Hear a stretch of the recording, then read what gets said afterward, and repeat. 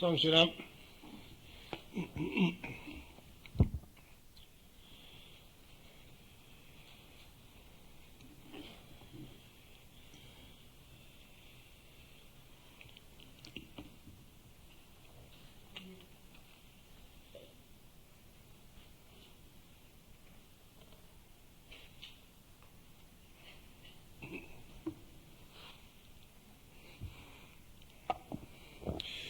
Donc,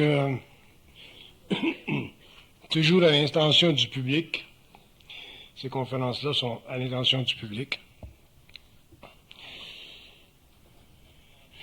et toujours dans le cadre de l'évolution de la psychologie évolutionnaire, le développement de la psychologie évolutionnaire chez l'homme.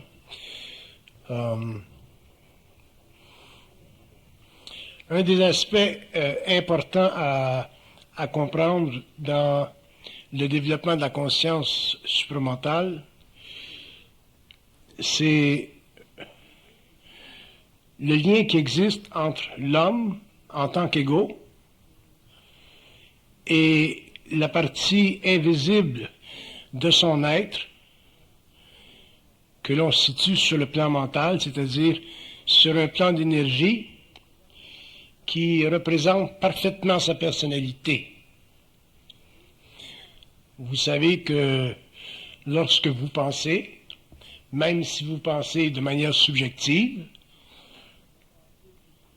la pensée que vous avez représente toujours un aspect de votre être.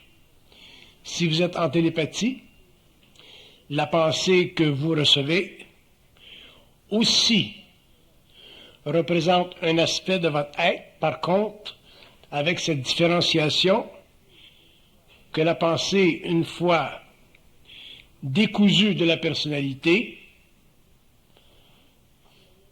vibre d'une manière différente. Et c'est ce côté-là que je veux développer.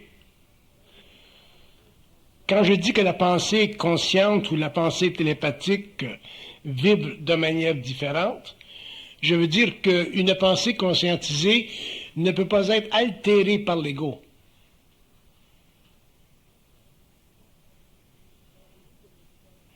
Quand je dis qu'elle ne peut pas être altérée par l'ego, je veux dire que cette pensée est directionnelle, elle est dirigée, et elle donne à l'ego un semblant de réalité qui est prépersonnel, c'est-à-dire qui n'est pas entaché par sa conscience à lui. Et lorsque cette pensée est très développée, elle permet à l'homme de réaliser qu'il est en communication instantanée avec un autre plan, avec une autre dimension. Et c'est cette qualité de la pensée dite supramentale qui permet à l'homme d'ajuster son être par rapport à sa source, ou ajouter ce qu'on dirait son âme par rapport à son esprit. La différence entre l'âme et l'esprit chez l'homme n'est pas claire. Cette différence n'a jamais été clarifiée pendant l'évolution parce que l'homme n'avait pas accès à des données occultes suffisamment déspiritualisées pour permettre chez lui une déconstruction de son ego sur le plan psychologique. Lorsqu'un homme est en communication télépathique avec le plan mental, il vit, il expérimente, il connaît instantanément une déconstruction psychologique de son ego, c'est-à-dire qu'il expérimente un niveau ou un autre de présence chez lui.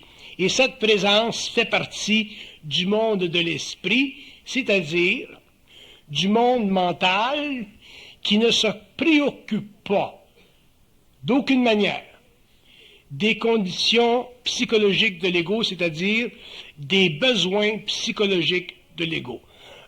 Dans l'homme, il y a deux parties. Il y a une partie égoïque qui que l'on convient d'appeler son être planétaire, et il y a une partie invisible, universelle, cosmique, prépersonnelle, dont le rôle est de mettre en vibration l'ego pour que lui, le mortel, puisse un jour devenir libre des forces astrales de l'âme, c'est-à-dire de son contact insidieux avec le plan de la mort, qui est le plan astral. Ceci donne à l'homme un avantage sur le plan de la connaissance de soi, ça donne à l'homme un avantage sur le plan de la conscience mentale, mais ça ne lui donne pas nécessairement un avantage sur le plan matériel en ce qui concerne les conditions sociologiques, psychologiques de l'ego. Autrement dit, ce qu'un homme veut sur le plan matériel fait partie de sa conscience planétaire. Ça ne fait pas nécessairement partie d'un plan de vie occulte ou initiatique qui résulte de son contact télépathique avec le plan mental. Donc, il y a, dans un sens, deux évolutions chez l'homme qui se produisent en même temps.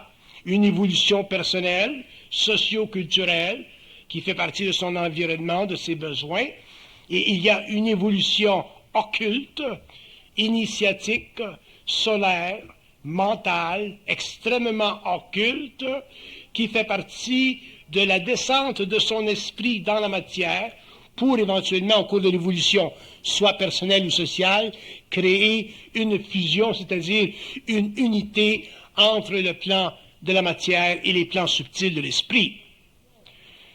Cette condition fait partie de l'évolution parce que cette condition constitue pour l'être humain une déconstruction de son ego psychologique, c'est-à-dire une façon de voir, une façon d'être qui ne peut pas être pensée ou réfléchie par l'ego, mais qui éventuellement fait partie de sa conscience, donc de sa science, parce que l'ego finalement est allumé, l'ego est éclairé à partir de plans supérieurs à sa conscience psychologique.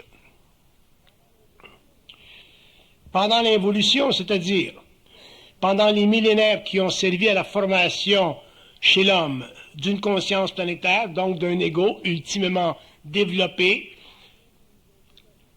un ego où l'intellect est devenu pour lui sa mesure de la réalité matérielle, la lumière ne pouvait pas éclater dans l'homme parce que, comme je disais tout à l'heure, lorsque la lumière éclate dans un ego, elle déconstruit sa conscience psychologique. Donc, la lumière a été retenue chez l'homme pendant des millénaires, et cette retenue a créé ce qu'on appelle l'involution, c'est-à-dire l'incarnation de l'âme, le développement d'une conscience planétaire, le développement d'un ego, au profit seulement d'une conscience mortelle, mais non pas au profit d'une conscience immortelle, c'est-à-dire au profit d'une conscience qui ne s'endort jamais dans la mort astrale une fois que les corps subtils se sont séparés du corps matériel et que l'homme finalement a laissé derrière lui sa nature purement planétaire. Dans l'évolution, si on fait ou si on doit faire un constat instantané pour rejoindre l'avenir avec le présent, l'homme, en tant qu'individu, découvrira que la substance même de son être est directement liée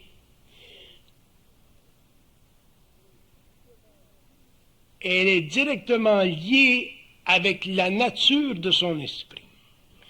Qu'est-ce que ça veut dire? La nature de son esprit, c'est la partie de son intelligence qui est sans voile. La partie de son intelligence qui n'est pas colorée par les voiles de l'âme. Donc, qui n'est pas colorée techniquement par l'expérience subjective réfléchie de l'ego planétaire. Quand on parle d'une intelligence supramentale, ou quand on parlera d'une intelligence supramentale, quand on parlera d'une intelligence conscientisée, on parlera d'une intelligence qui a la capacité d'être en mouvement, en expression, sans être colorée par les aspects plus rudimentaires, plus fondamentaux d'une conscience planétaire qui exerce son droit psychologique d'être libre, mais à l'intérieur des conditions établies par une culture ou la mémoire d'une race. Dans une conscience ou une intelligence créative libre, où l'homme est en potentiel et où l'homme est toujours en esprit, il est évident que la conscience planétaire, l'état psychologique de l'ego, la réflexion, la philosophie, les systèmes qui ont été créés pendant l'évolution pour le développement de l'homme ne servent plus à la mise en marche de sa conscience parce que ces états ou ces systèmes ou ces formes rudimentaires d'intelligence ne sont plus suffisantes pour allumer sa conscience, puisque son esprit est plus présent, donc plus puissant que la mémoire de la race. Il y a des gens qui me demandent, mais à quoi sert la conscience ou à quoi servira la conscience supramentale? Quelle est sa fonction? Il y a beaucoup de réponses à cette question. Si on regarde l'évolution de l'humanité, on regarde l'évolution d'une conscience planétaire, on peut le regarder sur le plan mondial, on peut le regarder sur le plan des nations, on peut le regarder sur le plan de l'individu, mais si on le regarde d'un point de vue occulte, d'un point de vue universel, mental, quand on parle d'évolution de conscience, on parle de descente dans la matière d'une lumière, c'est-à-dire d'une vibration qui a le potentiel à court ou à long terme d'altérer la conscience planétaire. Et c'est tout ce qu'on vient de dire en ce qui concerne l'évolution de la conscience supramentale sur la Terre. Sinon, nous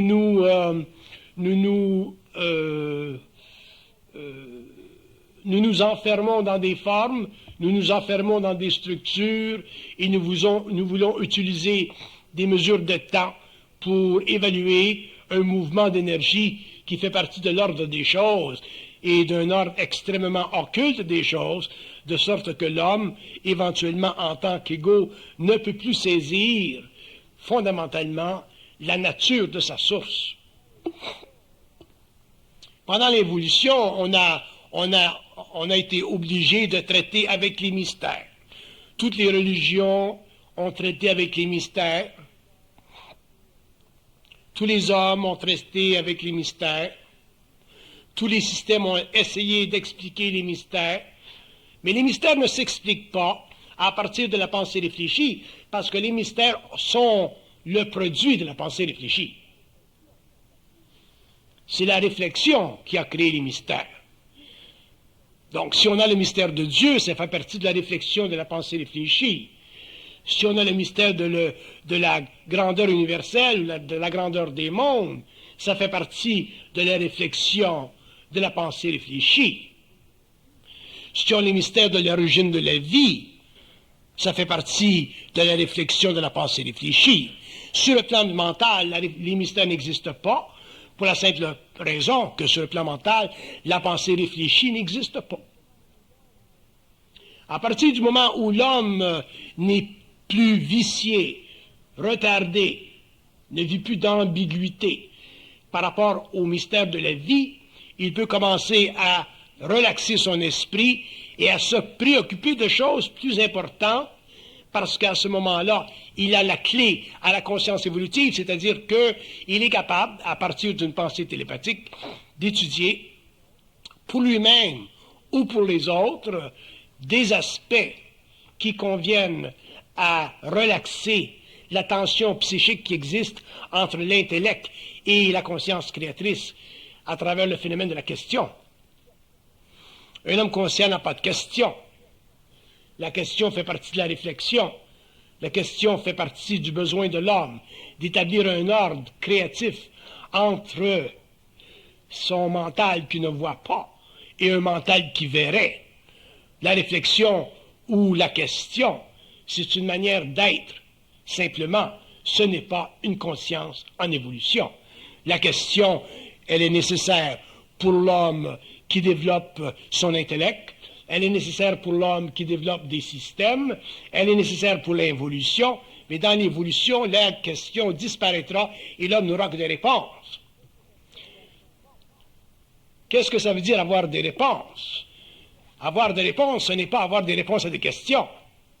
Avoir des réponses, ça veut dire être capable de répondre aux questions lorsque des questions nous viennent de l'extérieur de soi. Donc, un être conscient n'a pas de questions, mais peut avoir des réponses à des questions. Et ce sera la condition de l'homme futur, de l'homme en évolution, de l'homme conscient, de l'homme qui aura une conscience télépathique, parce qu'à partir du moment où cette télépathie s'engendrera chez lui, il n'aura plus besoin de vérifier la nature de sa connaissance, puisqu'il sera dans l'essence de sa nature. Étant dans l'essence de sa nature, il lui sera très facile de reconnaître, d'établir et de foncièrement régler des problèmes de questions, des problèmes de philosophie qui ont fait partie de l'évolution, c'est-à-dire qui ont fait partie du temps dans le développement de l'homme où il dut développer des structures psychologiques pour se réconforter sur le plan moral devant l'immensité de la vie. À partir du moment où l'homme aura cessé ce mouvement ambigu, ce mouvement réflectif, et qu'il aura finalement commencé à constater qu'il est un être de lumière, non pas dans le sens spirituel, mais dans le sens créatif du terme, et qu'il a le droit, la parole, le pouvoir de saisir dans le moment instantané, la nature de la réponse à la question. Mais ceci ne se produira que lorsque l'homme aura finalement découvert qu'il a l'autorité de dicter, de développer, d'établir et de créer la fondation de sa conception par rapport au monde, soit matériaux ou spirituels ou universels. Si l'homme ne sent pas qu'il a l'autorité de développer, l'autorité de définir la réalité des mondes, il est évident qu'il n'aura pas l'autorité à partir du mental, et à ce moment-là, il sera obligé de réfléchir sur l'autorité des autres, et c'est ce que l'homme a fait pendant l'évolution. Il a réfléchi sur l'autorité des églises, il a réfléchi sur l'autorité des philosophes, il a réfléchi sur l'autorité des maîtres, mais il n'est jamais devenu lui-même son propre auteur. Pourquoi? Parce que justement, la pensée télépathique ou la conscience mentale n'existait pas, ne faisait pas partie de ces temps nouveaux qui, aujourd'hui, commencent à déferler sur le monde pour finalement apporter un peu de clarté à des hommes qui, depuis très longtemps, se cachent derrière les voiles.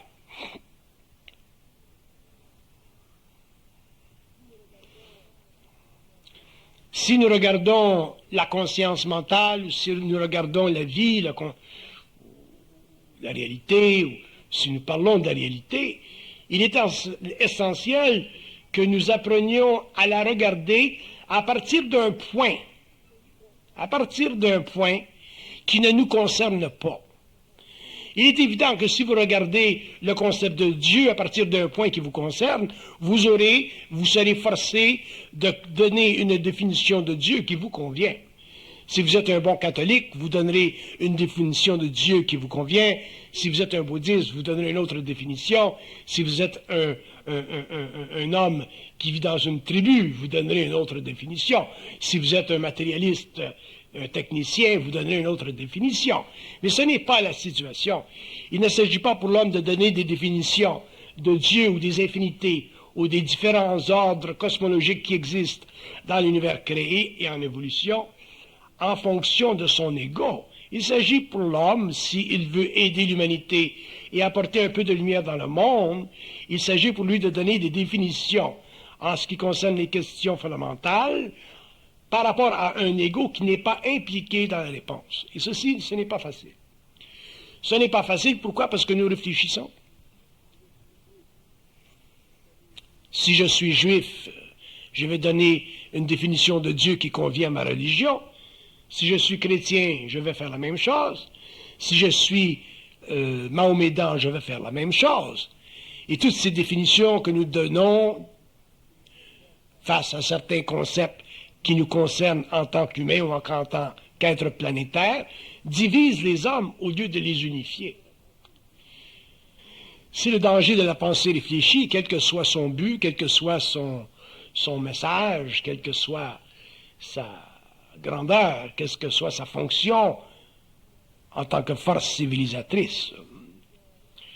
Donc, pourquoi le concept d'évolution et le concept d'une conscience télépathique est si important dans les temps qui viennent? Parce que viendra un temps dans l'évolution de l'homme, et je parle de l'homme en tant qu'individu, je ne parle pas de l'homme en tant qu'être collectif, il deviendra essentiel que l'homme soit capable, finalement, de dicter, à partir de lui-même, les conditions qui établissent les normes de la réalité. Et ceci, il le fera en fonction de son évolution, en fonction de sa conscience, en fonction de sa télépathie, en fonction du rapprochement qui existera entre lui et son esprit. Mais l'homme, pour traiter ou travailler avec l'esprit, ne comprend pas le mécanisme. L'homme croit que l'esprit, c'est un étranger qui est près de lui, que l'esprit est une présence qui doit se plier à sa conscience planétaire, alors que l'esprit est une lumière qui doit le pénétrer auparavant pour, avec le temps, en arriver à créer une unité suffisamment stable pour que l'homme, à ce moment-là, soit créatif et n'utilise pas la parole en fonction de mécanismes spirituels ou astralisés, parce qu'à ce moment-là, la parole deviendrait dangereuse, parce qu'elle serait fondée ou elle chercherait à produire dans le monde une vérité quelconque. Donc une parole qui veut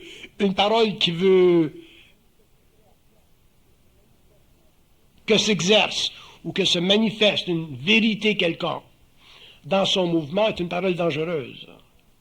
Et nous reconnaîtrons au cours de l'évolution que la parole de l'homme conscient sera totalement décousue, totalement libre de la recherche de la vérité. Et ceci, ce n'est pas facile pour un être inconscient parce que l'homme inconscient cherche la vérité. Un être conscient qui ne cherche pas la vérité n'a pas le problème avec la vérité. Mais un être conscient qui recherche la vérité parce qu'il n'est pas dans son identité, trouve très, très difficile de recevoir une parole sans chercher à l'intérieur de cette parole des morceaux de vérité. Et cette illusion est fondamentale chez tous les hommes, et les hommes, au cours de leur développement, seront obligés éventuellement de l'abattre, de la mettre de côté, parce que la vérité n'existe pas. Donc, si vous dites, si la vérité n'existe pas, qu'est-ce qui existe? À ce moment-là, on dira qu'il y a des choses qui sont réelles. Et l'homme sera obligé un jour de changer, mettre de côté le terme vérité qui a servi à l'évolution, qui a servi à polariser la conscience des hommes, pour finalement aller et utiliser un concept un peu plus neutre, un peu plus universel, un peu plus scientifique, qui est le concept de la réalité. Et à partir de ce moment-là, lorsqu'il aura digéré ce changement, il pourra commencer à décrire la réalité et sa conscience occulte se mettra facilement à son service pour décrire les différents ordres cosmologiques qui sous-tendent la création du monde matériel.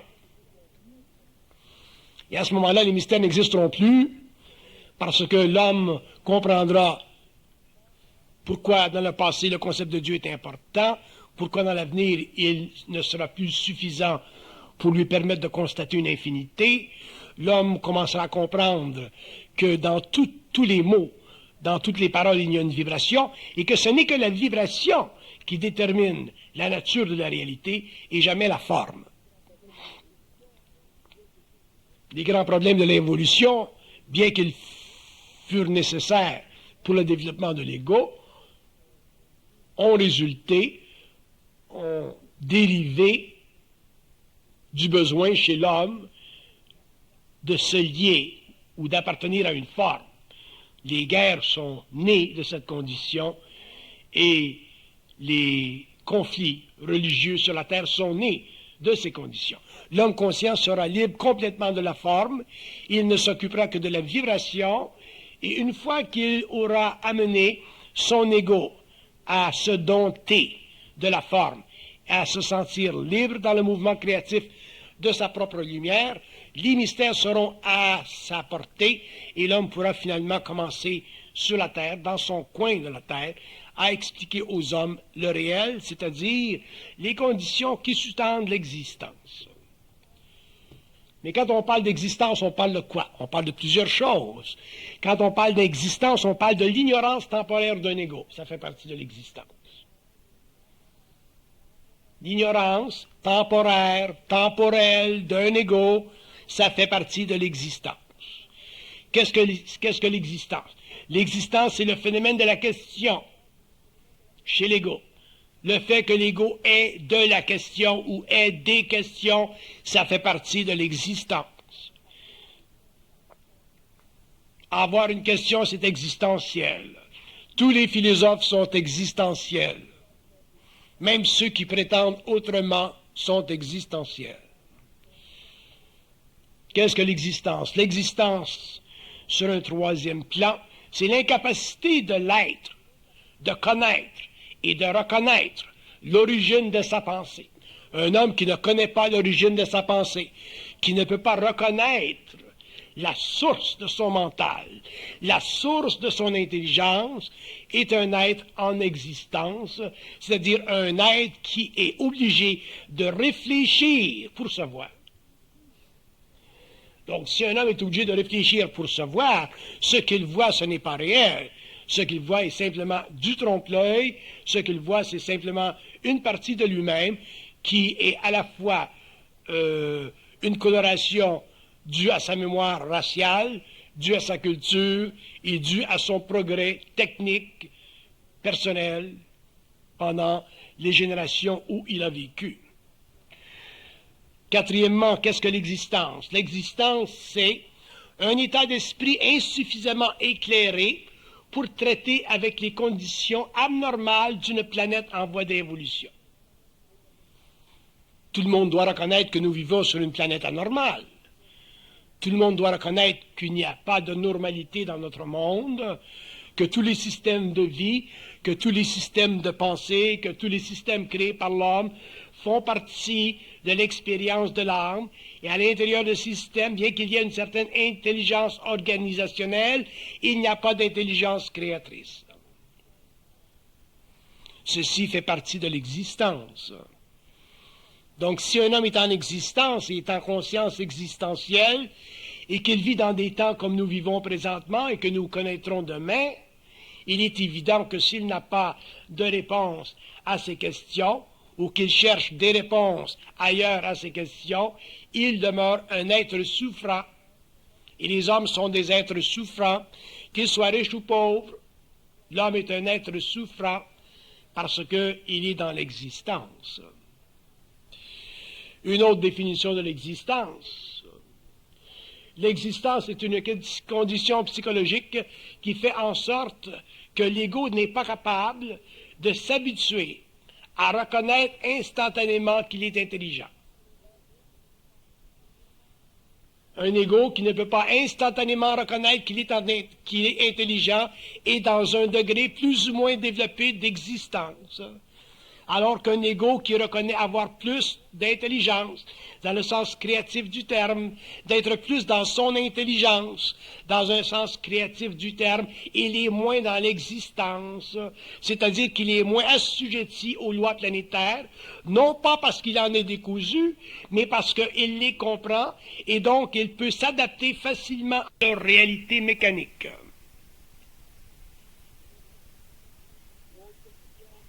D'autres questions, d'autres réponses, d'autres définitions de l'existence.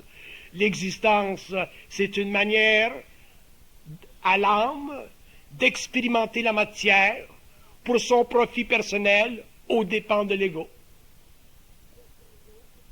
Qu'est-ce que l'ego? L'ego, c'est une partie de soi qui ne s'est pas ressuscitée, c'est-à-dire qui n'a pas suscité en elle-même sa lumière, qui n'a pas touché du doigt sa source, qui ne comprend pas comment elle fonctionne sur le plan universel et qui ne fait que vivre les contrariétés planétaires d'une conscience enracinée dans l'abnormalité qu'on appelle la civilisation. Qu'est-ce que l'ego? L'ego, c'est une partie de soi qui tente d'être intelligente, mais qui n'est pas capable parce qu'elle n'a pas d'aide. Qu'est-ce que l'ego? C'est une partie de soi qui veut être intelligente, mais qui a peur de l'être parce que lorsque l'aide vient, elle ne veut pas l'utiliser. Qu'est-ce que l'ego? L'ego, c'est une partie de soi qui a besoin des autres parce qu'elle a la crainte fondamentale de se tenir seule devant l'abnormalité de la civilisation. Donc, l'ego, ultimement, c'est quoi? C'est l'absence d'identité chez l'homme. Et qu'est-ce que l'absence d'identité chez l'homme? C'est la puissance de l'âme qui habite son être au profit des mémoires involutives, des mémoires astrales, et en dépit de son besoin, sur le plan matériel, d'avoir une vie qui fait son affaire, c'est-à-dire une vie qu'il conçoit comme étant pleine. Je vous donne ces définitions pour vous permettre de saisir certaines choses à partir d'un plan qui nous permet finalement aujourd'hui de constater la réalité de l'homme et son irréalité psychologique afin de pouvoir un jour finalement commencer à grandir et à entrer dans notre potentiel. Le thème de l'existence doit être touché, parce que l'existence, c'est une définition psychologique interprétée par l'ego, donnée par l'ego, pour lui permettre de se convaincre. Pour lui permettre de se convaincre qu'il est toujours à la bonne place. Alors que l'ego n'est jamais à la bonne place.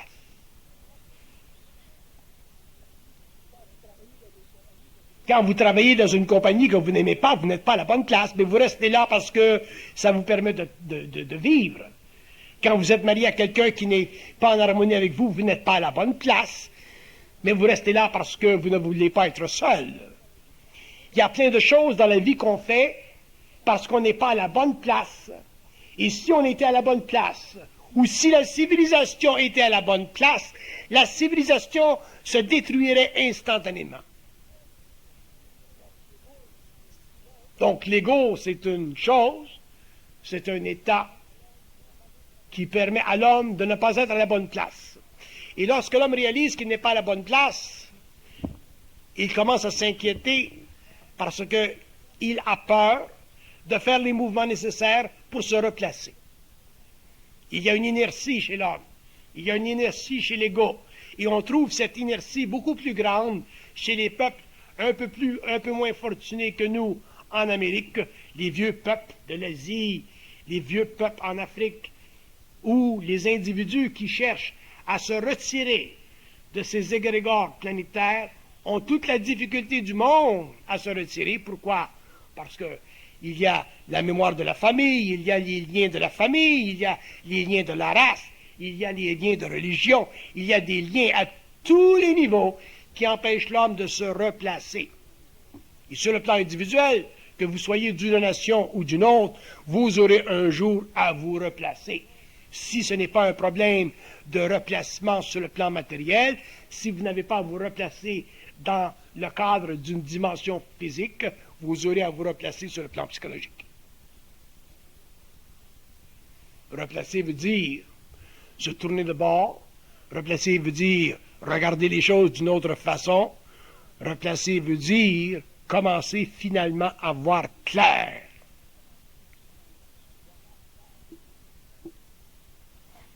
Vous dites, bien, comment se fait-il qu'on sait ces choses, on comprend ces choses, on les a vérifiés, on les a constatés depuis des années. Comment se fait-il que ce soit si dur de se replacer, c'est-à-dire de voir clair? La réponse, elle est simple. Nous avons de la difficulté à voir clair parce que nous préférons utiliser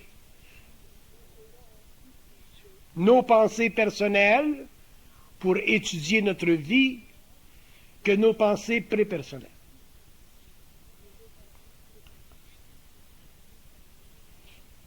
Nos pensées personnelles font partie de notre personnalité, elles font partie de notre sécurité, elles font partie de notre monde que nous avons créé depuis que nous sommes jeunes, alors que les pensées prépersonnelles qui sont issues d'une télépathie universelle n'ont aucune émotion, c'est-à-dire qu'elles ne sont aucunement rattachées à ces besoins qui flirtent avec l'ego.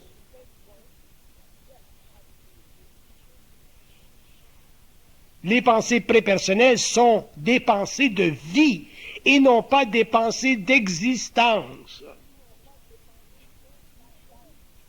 Nous expérimentons des pensées d'existence. Nous nourrissons de pensées existentielles. Nous ne nous nourrissons pas de pensées de vie. Et la raison pour laquelle nous ne le faisons pas, c'est parce que nous avons de la difficulté à réaliser que les pensées existentielles sont illusoires et que les pensées de vie sont réelles. Nous ne pouvons pas faire la différence entre les deux parce que nous ne sommes pas suffisamment psychiques. Nous sommes plus psychologiques que psychiques, plus réfléchis qu'intuitifs.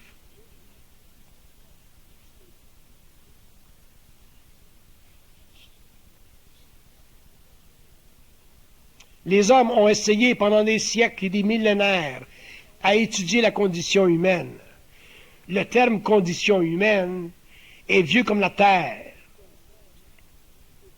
Et pourquoi ce terme de condition humaine persiste-t-il aujourd'hui, au XXe siècle, alors que nous avons développé un intellect merveilleux, une technologie envahissante,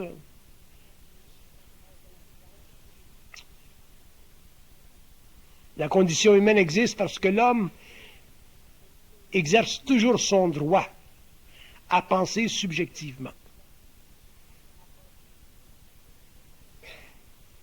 Et la moindre intuition que nous avons, nous la poussons sous le tapis.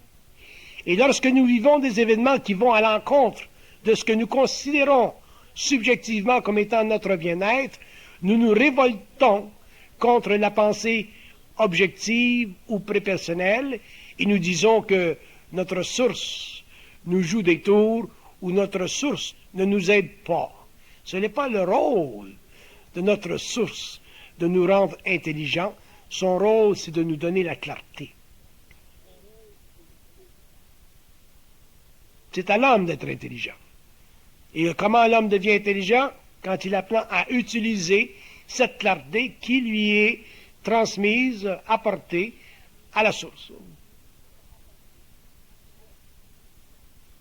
Et de cette façon, l'homme pourra passer d'une condition existentielle à une condition créative et vitale, et cessera finalement d'être un être abattu et deviendra un être en voie d'évolution, toujours prêt à conquérir les espaces inconnus de sa conscience, c'est-à-dire les plans extrêmement créatifs de son moi universel.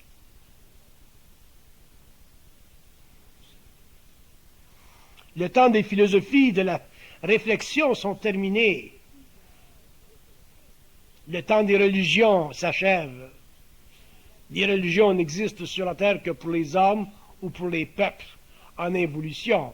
Elles sont encore nécessaires, mais elles ne font pas partie du domaine de l'homme conscient.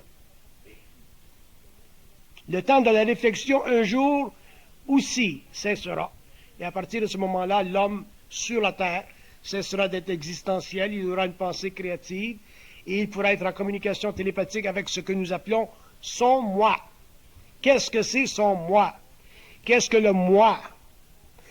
Le moi, ou le grand moi, c'est cette partie de l'homme qui ne fait pas l'affaire du petit moi.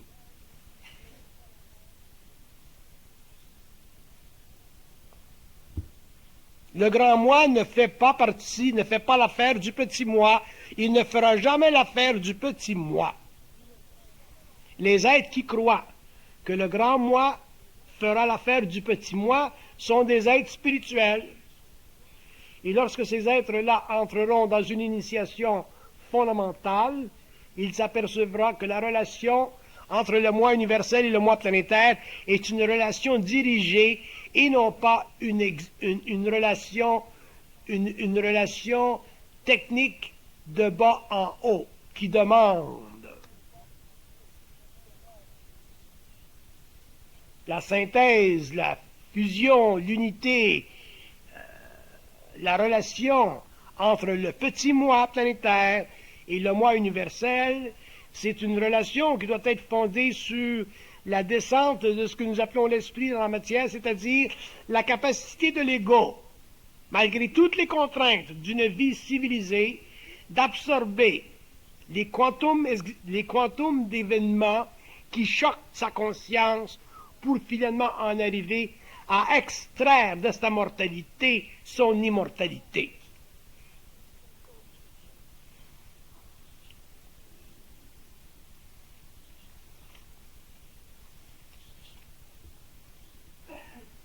Quand je parle d'immortalité, je ne parle pas d'immortalité dans le sens que l'ego veut la comprendre, c'est-à-dire ne pas mourir. L'ego, l'homme, mourra. Mais lorsqu'il sortira de son corps matériel, au lieu d'aller en conscience astrale, perdre le contact avec sa source, il gardera ce contact et continuera son espace, son voyage, son développement dans les univers parallèles, en conscience éthérique, totalement unifié à ce qu'on appelle aujourd'hui son moi universel.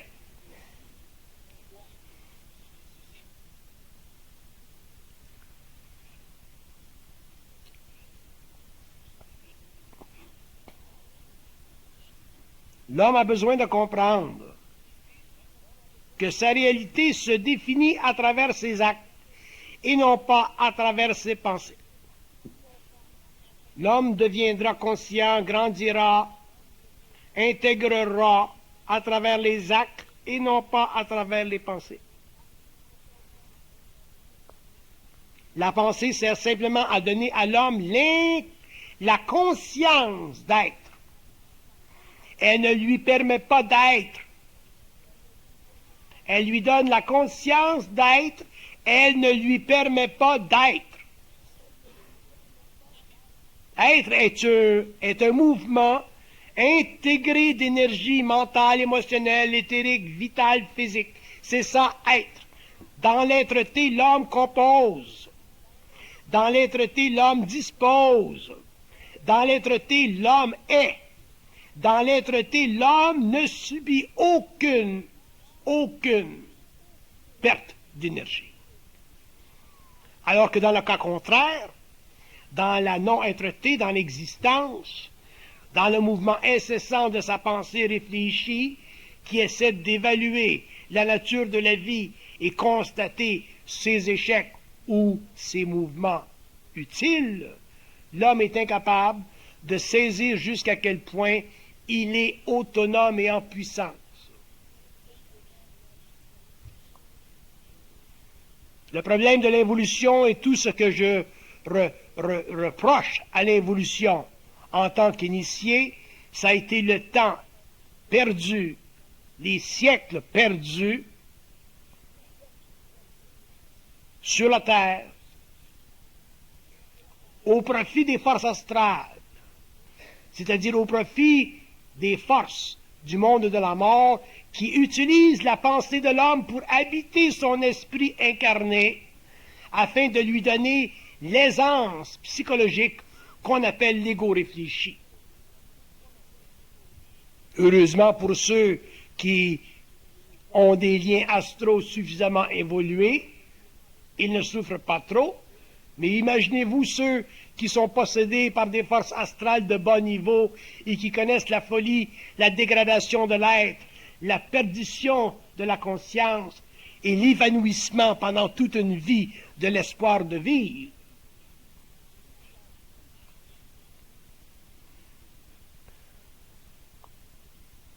Lorsque l'homme finalement statra, qui est en lumière, c'est-à-dire qui est en fondation. C'est ça, un être de lumière. Un être de lumière, c'est une fondation. C'est une petite fondation, mais c'est une fondation. Et lorsque l'homme réalisera qu'il est une fondation, il établira lui-même les règles du jeu, les règles de la vie, et il sera composé avec l'invisible, c'est-à-dire avec ce que nous appelons l'ajusteur de pensée ou les forces solaires, pour finalement en arriver à se nourrir de son esprit de manière permanente, au lieu de simplement réfléchir son esprit et de se nourrir des miettes de la table de l'être pauvre.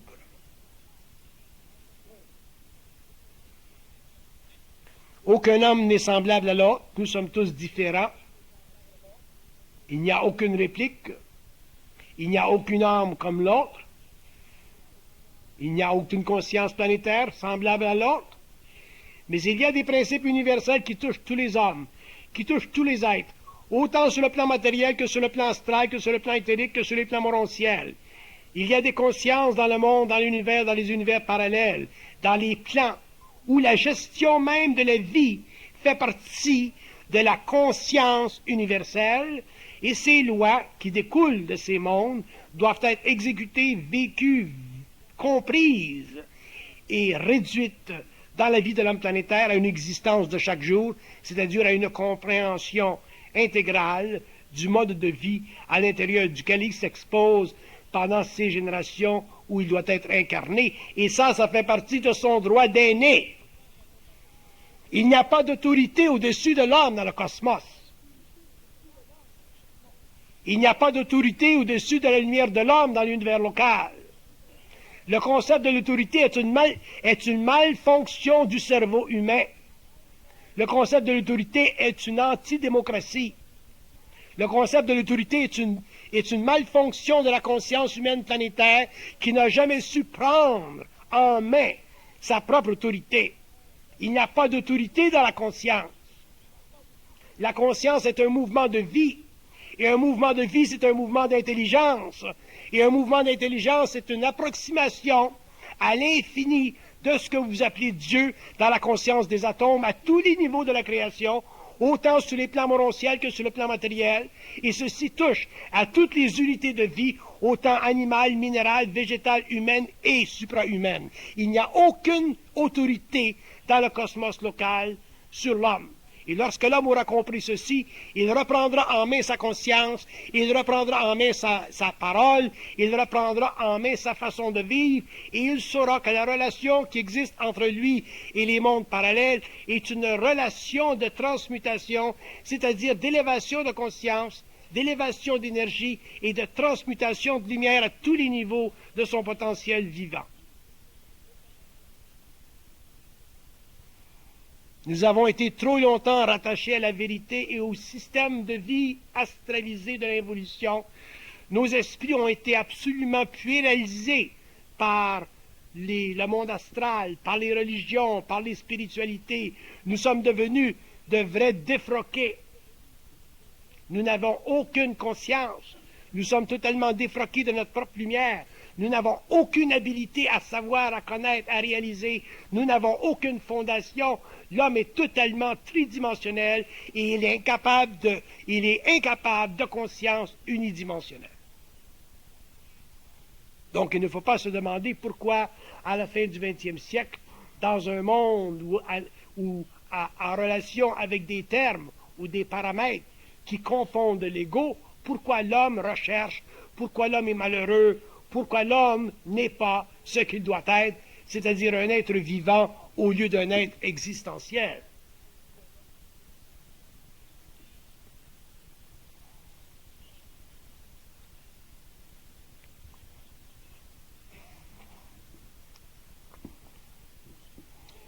Si vous voulez vous connaître vous-même, si vous voulez bénéficier de vous-même, si vous voulez bénéficier de votre intelligence, si vous voulez être bien dans votre peau, si vous ne voulez pas être des êtres à part de vous-même, vous serez obligé avec le temps de vous habituer à intégrer les événements dans votre vie que vous considérez offensants. Si vous n'êtes pas capable d'intégrer ces événements dans votre vie qui offensent votre nature humaine, votre nature planétaire, vous demeurerez victime de pensées réfléchies, vous demeurerez victime d'un ego planétaire et vous n'aurez aucune préscience, c'est-à-dire que vous ne serez pas capable d'expliquer votre propre mystère personnel et, naturellement, si vous n'êtes pas capable d'expliquer votre mystère personnel, vous, certainement, ne pourrez pas expliquer les mystères de l'humanité.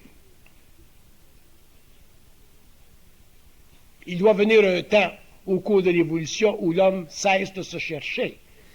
Parce que se chercher, c'est une insulte à son intelligence.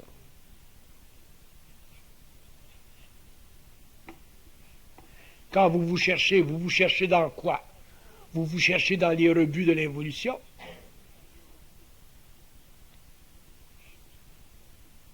Vous vous cherchez dans le merdier de vos pensées. Vous vous cherchez dans la connerie de votre mental subjectif.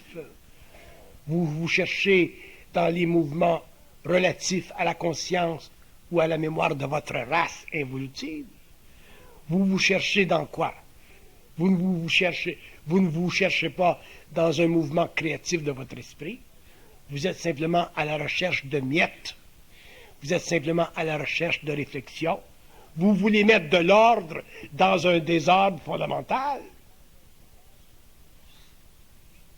Et lorsque, de temps à autre, vous avez l'esprit qui vous crée une condition vous permettant de vous reconnaître, de vous saisir, de vous mettre en mouvement, de vous mettre en puissance, vous tournez le dos et retournez en arrière.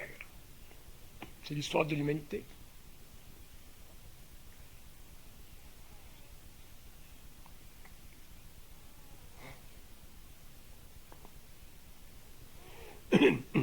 Il ne s'agissait pas, en 1915, d'être grand philosophe pour reconnaître les erreurs fondamentales qui existaient dans la philosophie du socialisme marxiste.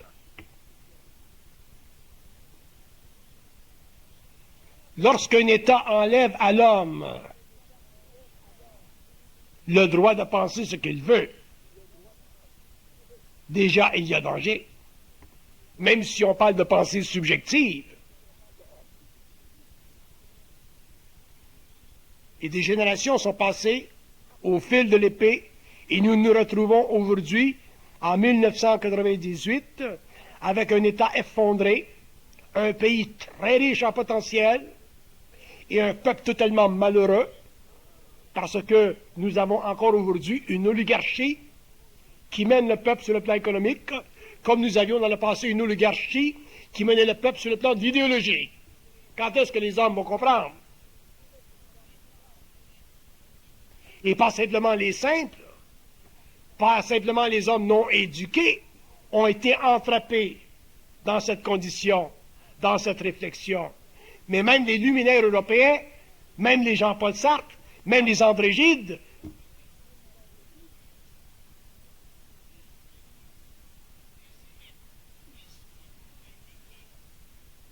et combien d'artistes qui ont voulu, parce que c'était chic, de flirter avec un système de pensée qui enlevait à l'homme sa nobilité, son droit de penser, même subjectivement. On ne parle pas de pensée objective, on parle de pensée subjective. Droit de prier, droit de religion.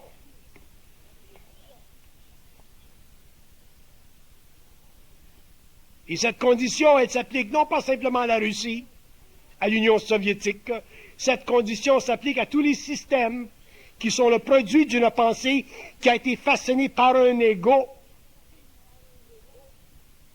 Et je ne connais pas de système de pensée qui n'ont pas été façonnés par un ego.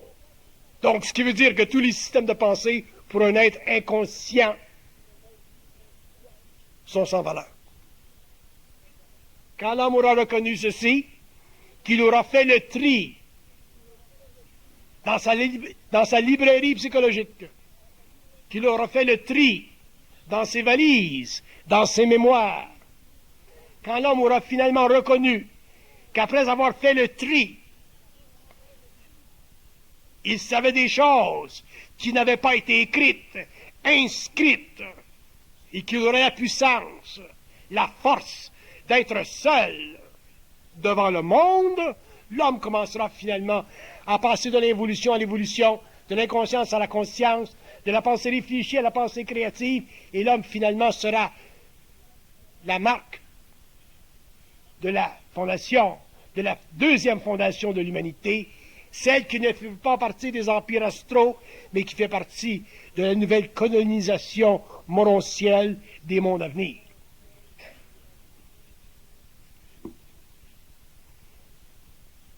Il y avait, en 1950, un homme, un Américain,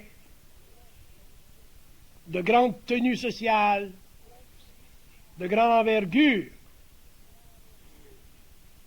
qui appartenait à un établissement scientifique et qui disait « Jamais les hommes vont envoyer un homme sur la Lune, c'est impossible. » En 1959, je ne dis pas 1859, je dis 1959. Si un homme bien placé ne peut pas voir le potentiel d'une humanité aveugle, mais techniquement compétente, imaginez-vous à quel point nous en sommes aujourd'hui pour voir, sommes-nous bien placés pour voir le potentiel d'une humanité vivante?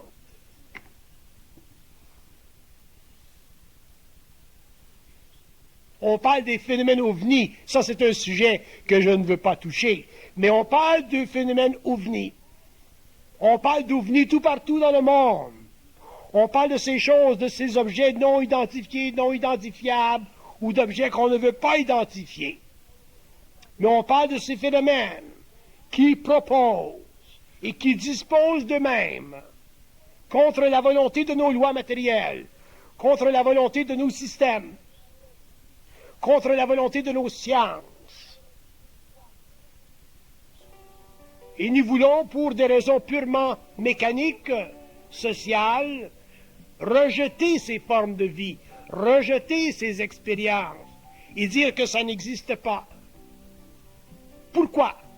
Parce que nous n'avons pas réalisé que peut-être des êtres, des nations, des civilisations vivantes ont déjà conquis la matière, conquis l'énergie, conquis l'espace et le temps, et que ces civilisations n'ont pas besoin, comme nous, de se déplacer de manière tridimensionnelle pour réapparaître dans d'autres mondes de manière tridimensionnelle, parce qu'ils ont finalement compris les lois fondamentales de l'énergie et qu'ils sont déjà partenaires dans la fondation de l'homme. Et nous avons l'excuse intellectuelle, la froideur d'esprit, l'orgueil mental de ce bonhomme de 1959 de dire que l'homme ne peut pas voyager dans le temps, dans les espaces, que nous sommes seuls et qu'il n'y a pas dans l'univers local d'autres civilisations plus évoluées que nous, qui, à l'approche de notre conscience, si nous étions suffisamment vivants, pourraient peut-être